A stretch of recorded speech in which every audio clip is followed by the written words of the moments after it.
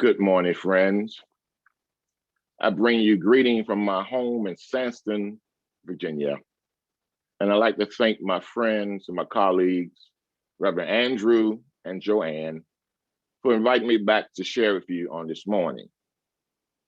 It is indeed an honor and privilege, and it's so good to be with all of you. We have all heard the expression, the beloved community. This expression was first coined in the early 20th century by American philosopher and theologian Josiah Royce. And it is a popular phrase heard in progressive faith circles, emphasizing racial inclusion, fully liberated from prejudices and discrimination of a broken world.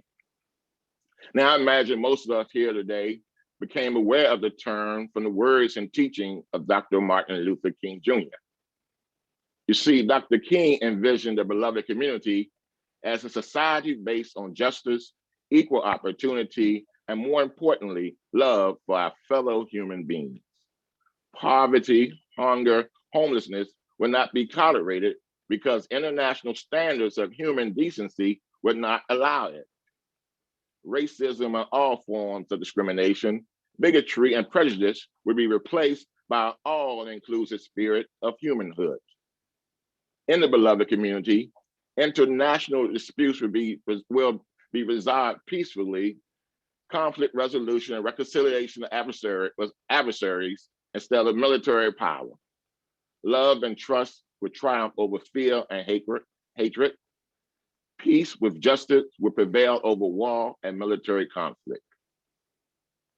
Dr. King also believed that the oppressed and other persons of goodwill would have much to say about how slowly or how quickly the beloved community would be actualized. He understood that this idea would require a radical transformation of values leading to the emphasis of love and justice. And more importantly, Dr. King believed that in the United States, the beloved community would require a radically restructured society. This would mean raising fundamental questions about a capitalistic economic system that places favors on the wants of the few above the basic needs of many. This is true today as it was 60 years ago. Now, friends, despite his lofty aspirations, Dr. King didn't believe that the realization of the beloved community would one day just come automatically to fruition. Rather, he saw it as a noble ideal that first must be envisioned and then conspicuously and internal worked towards achieving the goal.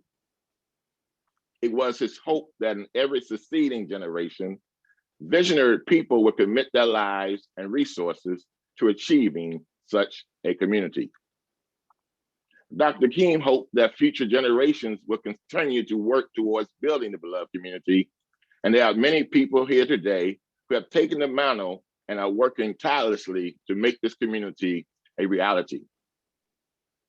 Our Unitarian Universalist Covenant calls us to hold urgent and dear to our aspiration to building the beloved community with diversity, inclusion, equity, compassionate justice, and the acknowledgement of our interdependence with other forms of life.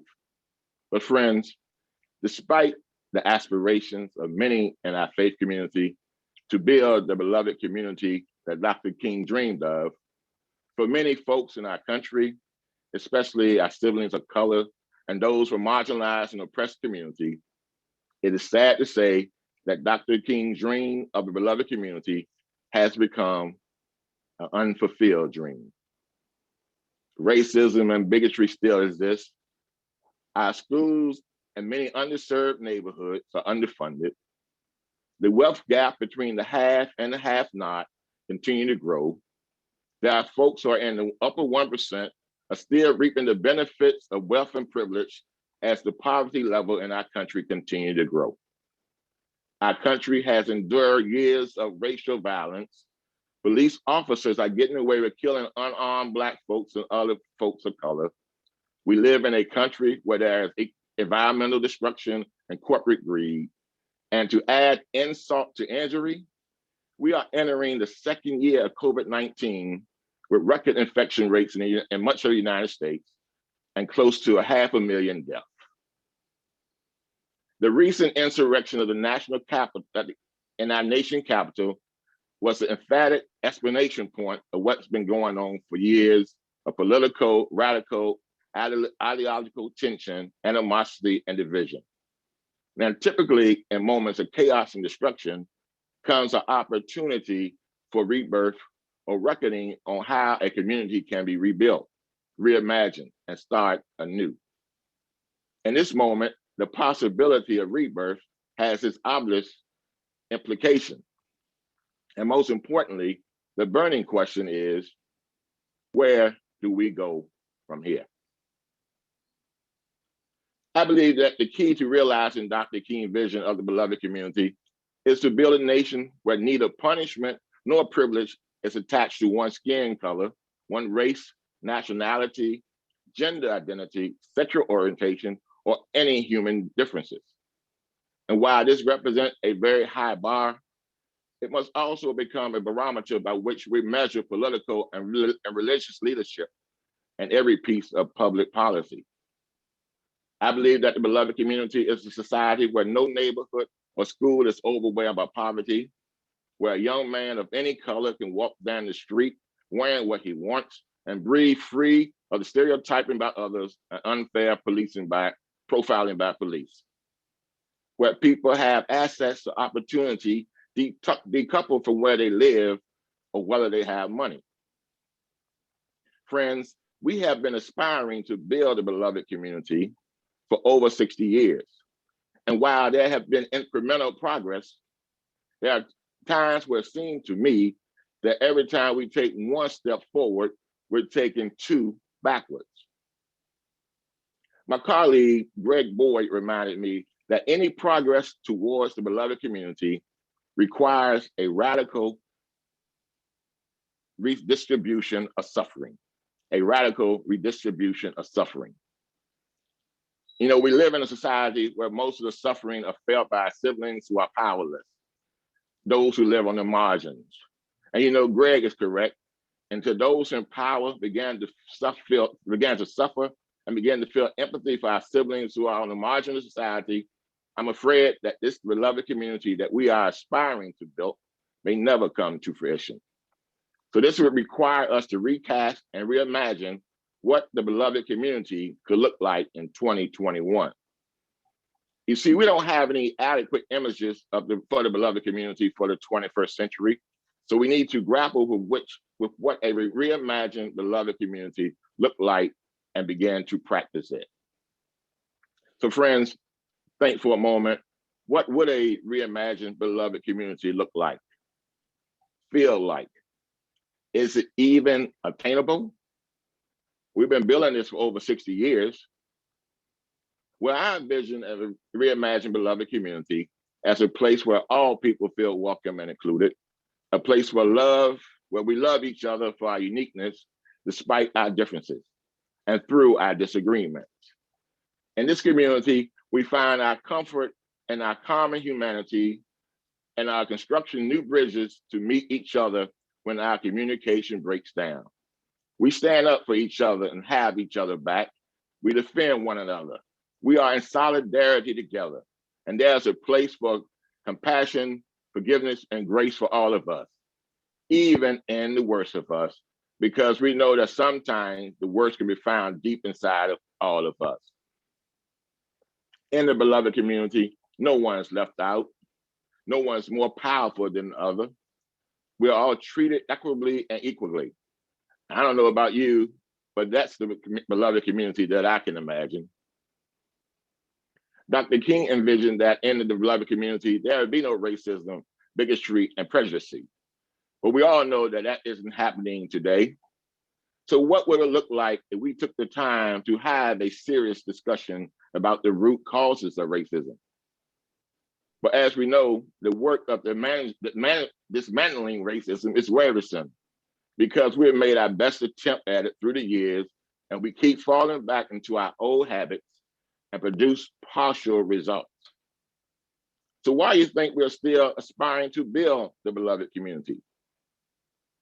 You see, in our anti-racism efforts, we think all we need to do to dismantle racism is simply as putting different people in a room together and have a kumbaya moment. And it's no wonder why it seems like we're not getting anywhere. We think that we just have white people to say that they're sorry for their racist behavior, that will stop racism. Well, tell me, how's that working for us? We think because we elected a Black president of the United States and a woman of color as vice president in the last 12 years, we are now living in a post-racial society. Things are good. So tell me, where were you during the last 4 years? But friends, any course correction and amendment do not dismantle racism because they're only trying to make corrections on top of the foundation that remain corrupted. We cannot change the actual foundation of racism, which was created as a justification for the guardian of white supremacy to secure the economic prosperity through possession of native lands and enslavement of Africans. And these actions were sanctioned by the government and encoded in our nation's DNA. We continue to viciously circle each other around this toxic reality because we never had a dialogue of who we mean when we talk about we, the people. So we need a relevant contextual solution to address the root cause of racism. See, Dr. King first spoke of the beloved community back in the year 1956 at the start of the Montgomery bus boycott.